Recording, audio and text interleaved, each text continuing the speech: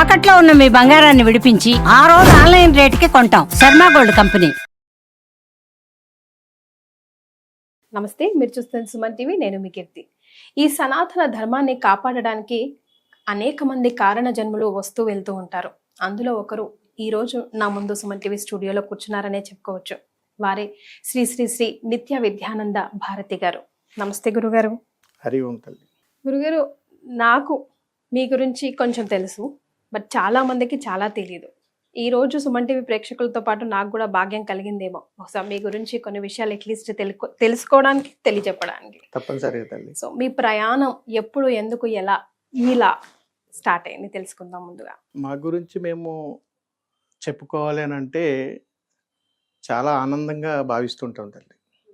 ముఖ్యంగా ఎందుకంటే ఈ సమస్త సృష్టిలో కూడా ప్రతి జీవరాశికి కూడా ఒక ప్రామాణికం ఉంటుంది. భగవంతుడు ఇచ్చినటువంటి ఈ దేహానికి లోపల ఉన్నటువంటి ఈ జీవుడు ఎందుకు ఇలా అవతారం ఎత్తాల్సి వచ్చింది, ఎందుకు ఈ ప్రయాణాన్ని స్వీకరించాల్సి వచ్చింది, దేనికోసం నా గమ్యం అనేటువంటిది నాకు నేనుగా చెప్పుకోవడం చాలా ఆనందపడుతుంటాను. కానీ మా ఈ సుదీర్ఘ ప్రయాణంలో మొట్టమొదటిసారిగా ఈ ప్రశ్నను అడిగింది మీరే. ఈ ప్రశ్నను దీనికి సరైనటువంటి విధానంలో నేను చెప్పాలని అంటే, నాకు తెలిసిన ఇన్ఫర్మేషన్ నేను ఆ ఇంట్రడక్షన్ లో నా ప్రేక్షకులకి చెప్పాను గురుగారు. బట్ మీరు చెప్తారు కదా ఇన్ డెప్త్ గా, అంటే దేహం తీసుకోవడం, ఈ దేహాన్ని ఇలా ఉపయోగించుకోవడం అందరికీ అనితర సాధ్యమైన విషయం కానే కాదు కాబోలు. అండ్ ఎన్నో సాక్రిఫైజెస్ కూడా, చాలా సాక్రిఫైజెస్.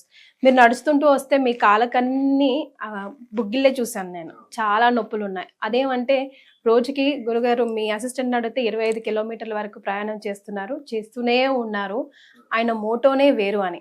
సో ఒకసారి మీలోనే ఆ జీవుడిని తట్టి లేపాలనిపించింది. ఎందుకు ఈ ప్రయాణం ఎంచుకోవాల్సి వచ్చిందనంటే, సనాతన ధర్మంలో మనం పడుతున్నటువంటి అగచాట్లను ఒక కొలిక్కి తీసుకొస్తూ ధర్మం పట్ల ఉన్నటువంటి అనేక విధి విధానాలను తెలియచేస్తూ, ఎక్కడో మారుమూలకు గ్రామాలలో కూడా సనాతన ధర్మం పట్ల అనేక అపోహలు ఇప్పుడిప్పుడు ఏర్లై పారేస్తున్నాయి. వీటన్నింటికి ఏదో ఒక రోజున పుల్ స్టాప్ పడేటువంటి రోజు ఖచ్చితంగా వస్తుంది. ఎందుకనంటే కొలమానం లేనటువంటిది సనాతన ధర్మం. మా జీవితాన్ని, ఈ దేహాన్ని సనాతన ధర్మానికై సార్థకం చేస్తూ, ఈ దేహం కూడా సనాతన ధర్మానికై అంకితం చేస్తూ ఈ ప్రయాణాన్ని ఎంచుకోవడం జరిగింది. అసలు ఏ వయసులో మీరు ఉన్నప్పుడు మీరు ఇలా టర్న్ అయ్యారు గురుగారు? నేను 19.5 సంవత్సరాల వయసులో ఆధ్యాత్మిక వైపు ప్రయాణం చేయడం మొదలుపెట్టాను. మిమ్మల్ని ఇన్స్పైర్ చేసింది ఎవరు? నన్ను ఇన్స్పైర్ చేసింది మా గ్రామాల్లో జరుగుతున్నటువంటి భజనలు, సత్సంగాలు, అలాగా హరికథలు, అమ్మవారి గురించి తెలియజేస్తున్నటువంటి కొన్ని వైభవాలు, ఇవన్నీ కూడా నన్ను ప్రేరణ చేశాయి. ప్రేరణ చేసిన తరుణంలో కొంతమంది, అంటే వాళ్ళ గురువులని తెలియదు, సాధువులు, సంతులు అనేటువంటి ఒక అవగాహన కూడా లేనటువంటి వయసు, చదువుకుంటున్నటువంటి ప్రాయం, ఒక తెలియనటువంటి ఒక అతీతమైనటువంటి శక్తి నా మనసుకు ప్రేరణ చేయడం, అనుక్షణం అదే ఆవేదన, అదే ఆలోచనలు, ఇవన్నీ జరగటం అనేటువంటిది 19 సంవత్సరాలు 20 సంవత్సరాల మధ్య ప్రాయంలో జరిగింది. మీ పేరెంట్స్ మిమ్మల్ని సపోర్ట్ చేశారా? ఎప్పుడు ఎక్కడ ఈ రూపం దాల్చాల్సి వస్తుందో, లేకపోతే సన్యాసం పుచ్చుకుంటాడని పేరెంట్స్ తల్లిదండ్రులే కదా గురువుగారు, మిమ్మల్ని డైవర్ట్ చేయలేదా? ఏ రోజు ఎన్నడూ అది జరగలేదు తల్లి. ఎందుకనంటే నేను చదువుకుంటున్నటువంటి వయసులోనే నేను తండ్రి గారిని కోల్పోయాను. తర్వాత నా బాల్యము, ప్రయాణం అంతా కూడా చాలా కష్టసాధ్యంగానే ప్రయాణం మొదలైంది.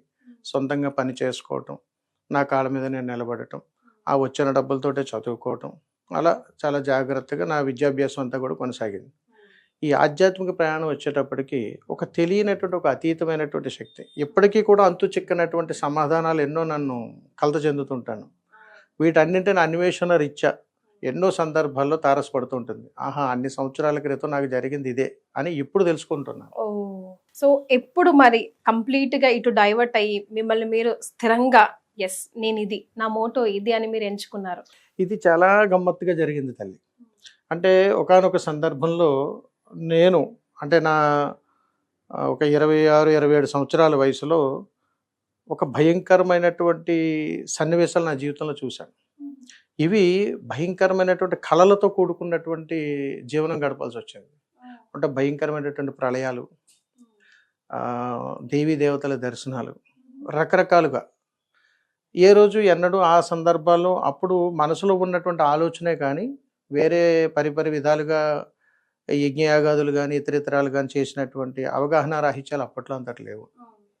కానీ మనసుకి దేహానికి ఏదో అతీతమైనటువంటి ఒక శక్తి వెంటాడటం ఇవన్నీ కూడా ఉన్నటువంటి తరుణంలో అనుకోకుండా ఒక సాధువు ద్వారా ఒక వ్యక్తిని తారసపడడం జరిగింది. ఆయన భుజం తట్టి ఒకటే చెప్పారు, నాయన మీ దేహము కారణజన్మము, మీరు ధర్మ ప్రయాణం ఖచ్చితంగా చేస్తారు, మీకు దైవ సాక్షాత్కారాలు ఉన్నాయి, ఇది మీకు ఇప్పుడు అర్థం కాదు, అర్థం చేసుకున్నంత వయసు కూడా కాదు అని తెలియచేసి వారు అక్కడి నుంచి వెళ్ళిపోయారు. వారు ఆ సమయంలో ఆ రోజుల్లో అటుపక్కగా వచ్చినటువంటి సాధు సన్యాసులు. అది ఎందుకు ఏర్పడిందో ఆ సమయంలో ఆ దేవి కృపా కటాక్షం అది గుండెల్లో నాటుకుపోయింది. నేను బై బర్త్ దగ్గర నుంచి నాకు వయసు తెలిసి వచ్చిన తర్వాత ఇది దేవుడు అని నేను దండం పెట్టుకుంటే అప్పట్లో నాకు కలిగినటువంటి మొట్టమొదటగా నేను చూసినటువంటి స్వరూపం కాళికా స్వరూపం. భయంకరమైనటువంటి ఆ స్వరూపాన్ని చూసి ఈవిడే దేవత, అదే బీజం, ఎప్పటికీ అదే ఉంటుంది మనసులో. ఎవరు ఏ దేవీ దేవతను చూసి నమస్కారం చేసుకున్న కలిగిన అనుభూతి ఆ తల్లిని చూడగానే కలుగుతుంది. అందుకని అప్పటి నుంచి ఇప్పటి వరకు కూడా అమ్మ అంటే కాళికా స్వరూపమే కనిపిస్తుంది. అలా చిన్నప్పటి నుంచి కూడా నా యవ్వన ప్రాయం దగ్గర నుంచి ఇప్పటి వరకు కూడా ఆ కాళీ స్వరూపము, ఆ కాళిక అమ్మ భావాలే నాలో అతీతంగా ఉంటూ ఉంటాయి. ఇవి ఏంటి అంటే అన్వేషణ మొదలుపెట్టి తెలుసుకునేంత వయసు ఇప్పుడు నాది కాదు. ఇంకా అంత వయసు రావాలంటే చాలా టైం పడుతుంది. కానీ అన్వేషిస్తూనే ఉన్నా. ఈలోపు నాకు తెలుసున్నంత వరకు, నాకు అవగాహన ఉన్నంత వరకు ఒక ధర్మయజ్ఞానికి శ్రీకారం చేసుకున్నాను తల్లి. ఏంటి గురుగారు ఆ ధర్మయజ్ఞం ఏమిటనంటే, నేను బ్రతికుండగా నేను వెళ్ళే లోపు ఒక మంచి సత్కార్యము, ఒక ధర్మకార్యము, ఒక ధర్మయజ్ఞం చేసి ఒక మంచి దైవతత్వాన్ని సమాజానికి అందించాలి అనేటువంటి ఒక దృఢ సంకల్పంతో మహాయజ్ఞం చేస్తున్నాను. నాది కానీ ఈ దేహం కోసం నాలో ఉన్న జీవుడు అనుక్షణం నన్ను వెంటాడుతూనే ఉంటాడు. నీ ప్రయాణం దగ్గర పడుతుంది, నువ్వు వెళ్ళేలోపు ఏదో ఒకటి ఇచ్చేసి వెళ్ళిపో. ఆ ఇచ్చేది భావితరాలకు స్ఫూర్తిగా ఉండాలి, అది ధర్మమై ఉండాలి అని చెప్పిన క్షణం దగ్గర నుండి ఈ రోజు వరకు ఒక చక్కటి, అంటే ఇప్పుడు మీరు గమనించవచ్చు, దేవుడి దగ్గరికి వెళ్ళి అమ్మ అని పిలిస్తే పలకదు. ఎన్నో యజ్ఞయాగాదులు చేస్తే దేవి ప్రసన్నం కాదు, పిలిస్తే పలకదు.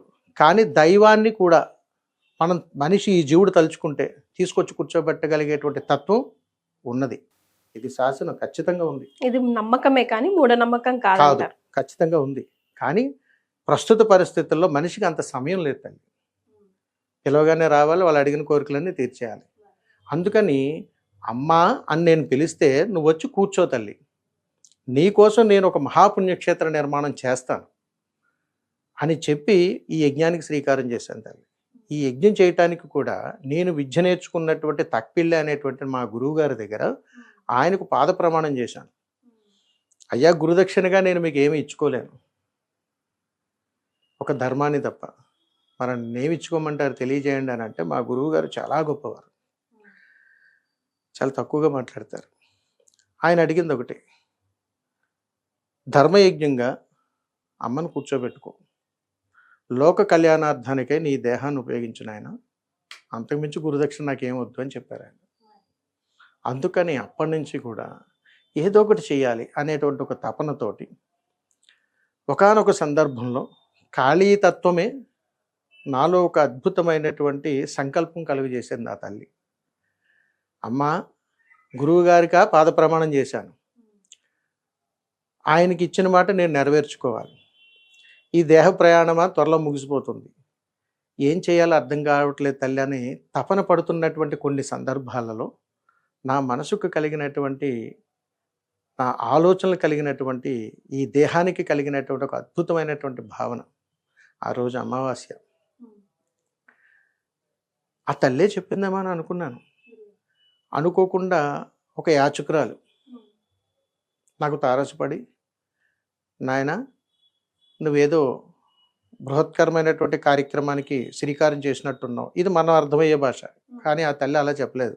బాబు ఏదో ఎదురు చూస్తున్నట్టుగా ఉన్నావు, ఇదిగో అని చెప్పి ఒక 24 రూపాయలు నా చేతికి ఇచ్చింది.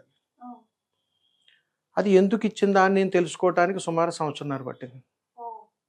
నేను ఏ రోజు యాచన చేయలేదు. అప్పుడు కాళీతత్వంలో అమ్మ నాకు ఇచ్చినటువంటి అనుగ్రహం, స్వప్న దర్శనంలో నన్ను నువ్వు కూర్చోబెట్టాలి అని అనుకుంటే భిక్షాటన చెయ్యమని చెప్పి మహాసంకల్పం చేసిందని అర్థమైంది. అప్పుడు అనిపించింది తల్లి, ఈ సమస్త సృష్టిలో 84 లక్షల జీవరాశులకి నేను మోక్షాన్ని ఇవ్వాలని చెప్పి ఆ రోజు సంకల్పం చేశాను. నేనెవరు మోక్షాన్ని ఇవ్వటానికి? నాటి యుగాల నుంచి ఇది 4వ యుగం. ఆ యుగాల నుంచి ఈ యుగాల వరకు ఎందరో మంది మహానుభావులు వస్తూనే ఉన్నారు, వెళ్తూనే ఉన్నారు. మనకు సంపూర్ణ ఆయుష్ ఉండదు. వెళ్ళేలోపు ఈ జీవుడు ఈ దేహాన్ని వదిలి వెళ్ళేలోపు ఏదైనా ఒక ధర్మకార్యం చేయాలి అని చెప్పి ఆ అమ్మ ఇచ్చినటువంటి మహాసంకల్పంతో జోలి పట్టి భిక్షాటన చేస్తూ, అంటే భవతీ భిక్షాందేహి అని అడుగుతూ ఆ వచ్చినటువంటి ధనంతో ఒక మహాపుణ్యక్షేత్ర నిర్మాణానికి శ్రీకారం చేశాను తల్లి. అలా ఎందుకు చేశాను అని అంటే, నేను కట్టినటువంటి దేవాలయం ధనాపేక్ష లేని దేవాలయం కావాలి భావితరాలకు. నేను నిర్మాణం చేసేటువంటి దేవాలయంలో అందరూ భాగస్వామ్యం అవ్వాలి. ఇప్పుడున్న పరిస్థితుల్లో, నేను ప్రారంభం చేసినటువంటి పరిస్థితుల్లో ఇది మా కులస్తుల దేవాలయం, ఇది మీ కులస్తుల దేవాలయం అని ఇప్పటికీ జరుగుతూనే ఉన్నాయి. మీరు చాలా సందర్భాల్లో చూసే ఉంటారు. దానిని ఆపాలనంటే ఏదో ఒకటి చేయాలి. ఎన్నో దేవాలయాలకు వెళ్తాం, కష్టాలు వస్తే ఎక్కడికి వెళ్తాం. ఏ వరాలను అడిగినా కానీ దేవత ఇవ్వలేకపోతే, దేవతను మనం ప్రసన్నం చేసుకుని కూర్చోబెట్టి దేవాలయ నిర్మాణం చెయ్యలేకపోతే ఈ సాధన ఎందుకు, ఈ ప్రయాణం దేనికి అని నాలో నేనే మదన పడుతూ ఒక అద్భుతమైనటువంటి సందేశాన్ని సమాజానికి ఇవ్వాలి. ఈ దేవాలయం భిక్షాటన చేసి నిర్మాణం చేసినటువంటి దేవాలయం, దీనిలో నేను కూడా భాగస్వామ్యం అని మీరు కాదు, మీ మునిమనువులు చెప్పుకుంటారు. ఇందులో మా అమ్మగారు, మా తాతగారు, మా ముత్తాత గారు అప్పట్లో 100 రూపాయలు ధర్మం చేశారు. ఎందుకనంటే నేను నిర్మాణం చేసే దేవాలయంలో తల్లి ఎలాంటి రుసుములు ఉండవు. అలాంటి అద్భుతమైనటువంటి దేవాలయ నిర్మాణం చెయ్యాలని, అంటే మేము భావితరాలకు ఇచ్చేటువంటి సందేశంలో నిర్మాణంలో ఏమిటనంటే అర్థము, గురుగారు మరి గుండెల నిండా భక్తి ఉండాలి తప్ప జేబు నిండా డబ్బుతో పని లేదు. అంటే ఈ కలియుగంలో ఇది సాధ్యతరమైన? సాధ్యతరం తల్లి. ఎందుకంటే చాలా నిగూఢమైన విద్యలు ఉన్నాయి. అలాంటి సాధన పరంపరలో ఉన్నటువంటి మహానుభావులు పుట్టినటువంటి ఈ భారతదేశంలో దేవీ దేవతలను ప్రసన్నం చేసుకోవటానికి అతీతమైనటువంటి శక్తీంద్రియాలు ఉన్నాయి, లేకుండా లేవు. మనిషికి కావాల్సిందల్లా ఏంటంటే సమయం. ఆ సమయాన్ని మేము ఈ ప్రయాణం మీద ఉంచాం. అందుకని అది సాధ్యమనే చెబుతాం. అంటే గురుగారు ఒక రుసుము తీసుకొని లేకపోతే టికెట్ తీసుకున్నా కూడా మళ్ళా కూడా ఇట్లా పెట్టే గురువులు ఉన్నారు ఈ రోజు గుళ్ళల్లో. మరి మీరు చేసేది, మీరు సంకల్పించుకుంది, అందుకే అడుగుతున్నాను, సాధ్యమా? సాధ్యమే. ఆ తర్వాత ఆలయం కూడా నడవాలి కదా. నడవాలి తల్లి. ఎందుకనంటే భగవత్ స్వరూపంలో, భగవత్ సంకల్పంలో సకల కోటి జీవరాశులకు ఆధారభూతమైనటువంటిది భగవత్ స్వరూపమే అని మనం చెబుతూ ఉన్నప్పుడు, ఆయన కూర్చోబెట్టినప్పుడు, ఆయన తత్వం ఆయనే కాపాడుకోలేనప్పుడు మనం ఎంత తల్లి? మీరు ఒక చిన్న పాయింట్ పట్టుకోండి. ఇక్కడ 10 మంది దగ్గర నుంచి డబ్బులు సేకరించి ఏదైనా ఒక పుణ్యకార్యం చేసామని అనుకుందాం, ఆ 2 రోజుల వరకే. కానీ ఈ జీవుడు పడుతున్నటువంటి ఆవేదనతో, ఆర్తనతో చేస్తున్నటువంటి ప్రయాణంలో సేకరించేటువంటి ప్రతి ధనము కూడా భాగస్వామ్యమే. అలాంటి సత్సంకల్పాన్ని ప్రేరణ చేసింది దేవీ దేవతలే. వారు చేశారు కాబట్టి ఈ సత్కార్యానికి శ్రీకారం చేసుకోవడం జరిగింది తప్ప ఎవరో వచ్చి నాయన నువ్వు ఇది చెయ్యి, నీకు ఇది వస్తుంది, ఇలా లాభం వస్తుంది అని చేసేది ఏది కూడా అర్ధరహితమే. గురుగారు, నమ్మకం మూఢనమ్మకానికి వ్యత్యాసం ఉంది కదా? ఉంది తల్లి. ఏంటి ఆ వ్యత్యాసం మీ దృష్టిలో? నమ్మకము అని అంటే శాసనంగా ఖచ్చితంగా చెబుతాను, అనుభవపూర్వకంగా ప్రామాణిక పూర్వకంగా ఏది చేసినా నమ్మకమే. అనుభవ సిద్ధి లేనటువంటిది ఏదైనా సరే మూఢనమ్మకమే. అంటే వినికిడి శక్తితో మాత్రమే, నేత్ర దృశ్యంతో కాదు, వినికిడి శక్తితో నువ్వు ఏది చేసినా మూఢనమ్మకాలుగానే నిలిచిపోతుంది. రెండోది, ఇందులో ఆశ అత్యాశ రెండు ఉంటాయి తల్లి. ఆశతో చేసిన, అత్యాశతో చేసిన మూఢనమ్మకమే. అంటే అవగాహన రాహిత్యంగా నువ్వు ఏ ప్రయాణం చేసినా అది మూఢనమ్మకమే అవుతుంది. అది చాలా ప్రామాణికాల్లో విడివిడిగా ఉంది తల్లి. ఆధ్యాత్మికం వేరు, సాధారణ జీవితం వేరు. ఆ ప్రయాణం వేరు, ఈ ప్రయాణం వేరు.